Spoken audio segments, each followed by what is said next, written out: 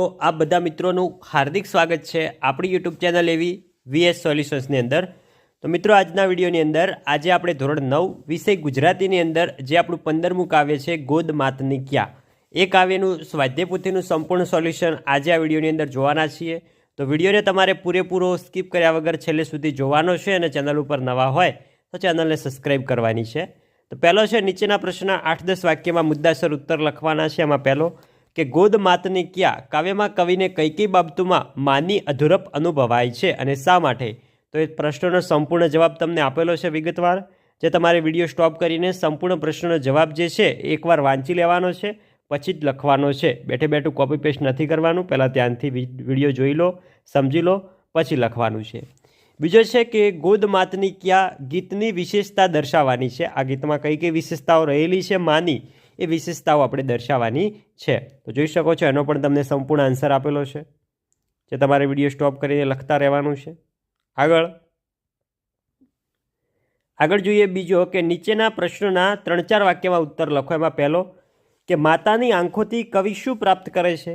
તો આકાશમાં સૂર્ય, ચંદ્ર અને તારા પ્રકાશ પાતરે છે। આથી પૃથ્વી પર સૌને સૂર્યની ગરમીનો અને ચંદ્રની શીતળતાનો અનુભવ થાય છે, તેમજ ટમટમતા તારાઓનું સૌંદર્ય જોવા મળે છે। પરંતુ કવિ તો માની વાત્સલ્યપૂર્ણ આંખોથી જ સૂર્ય, ચંદ્ર અને તારા એ ત્રિવેણીની ઉષ્મા, શીતળતા અને સૌંદર્ય પ્રાપ્ત કરે છે।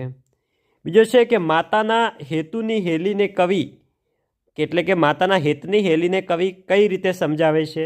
તો માતાના હેતની હેલીને સમજાવતા કવિ કહે છે કે ચોમાસામાં મુશળધાર વરસાદની હેલી ઉમટે છે, એ જ રીતે જીવનમાં પણ ભલેને 100 પ્રેમની હેલી વરસે તો પણ માતાના હેતની હેલીનો અભાવ તો રહેવાનો જ છે। ત્રીજો છે કે કવિને માતા પાસેથી શું મળે છે? તો કવિને માતા પાસેથી એની હુંફાળી ગોદ, સૂતી વખતે માની સોડ મળે છે, માની હાજરીથી મોટી રાહત મળે છે, માની આંખોમાંથી વાત્સલ્ય મળે છે, માનો પ્રેમાળ સાજ સાંભળવા મળે છે, માના આલિંગનમાં પ્રેમનો સ્પર્શ મળે છે, એના પર માના હેતની હેલી સતત વરસે છે, માની શીતળ છાયા અને હુંફાળી માયા કવિને મળતી હોય છે। આગળ છે એક એક વાક્યની અંદર ઉત્તર લખો। પહેલો ગોદ માતની ક્યા કાવ્યના કવિનું નામ લખો। તો ગોદ માતની ક્યા કાવ્યના કવિનું નામ છે ચંદ્રકાંત શેઠ। બીજો ગોદ માતની ક્યા કૃતિનો સાહિત્ય પ્રકાર જણાવો। તો ગોદ માતની ક્યા એ કૃતિ શું છે? એક ગીત કાવ્ય છે। ત્રીજો માતાના ટવકા પાસે કોની વિસાત નથી? તો માતાના ટવકા પાસે સૂરની, તાલની અને સંગીતની વિસાત નથી। ચોથો છે હાજર હાથ હજાર હોય ઉક્તિનો અર્થ શું થયો? તો હાજર હાથ હજાર હોય ઉક્તિનો અર્થ બધા જ મદદ કરવા તૈયાર હોય તેવો થાય છે। પાંચમો છે કે માતાની છાયાને કવિ કોની સાથે સરખાવે છે? તો માતાની છાયાને કવિ ભર્યા ઉનાળાની પરબ સાથે સરખાવે છે। અને હવે આપણે આપણું વ્યાકરણ વિભાગ જોઈએ। જોઈ શકો છો આમાં મિત્રો ચોથો છે કે નીચે આપેલ વિકલ્પોમાંથી યોગ્ય વિકલ્પ પસંદ કરી ખાલી જગ્યા પૂરો। પહેલો કવિ શ્રી ચંદ્રકાંત શેઠ રચિત કાવ્ય રચના ખાલી જગ્યા છે, તો મિત્રો શું આવશે? આપણી ગોદ માતની ક્યા। બીજો છે કે શયનખંડને શા મળશે? ખાલી જગ્યા માતની ક્યા, તો આવશે શયનખંડને શા મળશે? સોડ માતની ક્યા। આગળ છે ત્રીજો કે ચાંદ સૂરજને તારા મળશે ખાલી જગ્યા માની ક્યા, તો ચાંદ સૂરજને તારા મળશે આખો માની ક્યા। તમે સંપૂર્ણ કાવ્ય વાંચ્યું હોય તો ખાલી જગ્યા તમારી એક પણ ખોટી ના પડે। ચોથો ભર્યા ઉનાળે પરબ સરીખી છાયા માની ક્યા। હવે વ્યાકરણ વિભાગ જોઈએ। એની અંદર સૌ પ્રથમ છે જોડણી સુધારીને લખો। તેમાં હુંફ અને ટવકો જોઈ શકો છો લખેલું છે। આગળ છે ધ્વનિ ઘટકો છૂટા પાડો। તો સંપૂર્ણ ધ્વનિ ઘટકો પણ તમને છૂટા પાડીને આપેલા છે। ટવકો છે, ક્ષા છે, હુંફ છે। હવે છે રેખાંકિત સંજ્ઞાના પ્રકાર। તો ગોદ માતની ક્યા, તો અહીંયા માત જે છે એક જાતિ છે, તો શું આવશે? જાતિવાચક। પછી જે હેતની નીચે અંડરલાઇન છે, તો હેત શું થઈ જાય? એક ભાવ, તો થાય ભાવવાચક। હવે છે ભાવવાચક સંજ્ઞા શોધીને લખો, તેમાં થશે હેત। વ્યક્તિવાચક સંજ્ઞા શોધીને લખો તો થશે સૂરજ। હવે છે વાક્યમાંથી વિશેષણ શોધી તેનો પ્રકાર જણાવવાનો। હજાર હાથ હજાર હોય તેમાં શું થશે? હજાર, એ મિત્રો કયું વિશેષણ થશે? સંખ્યાવાચક વિશેષણ।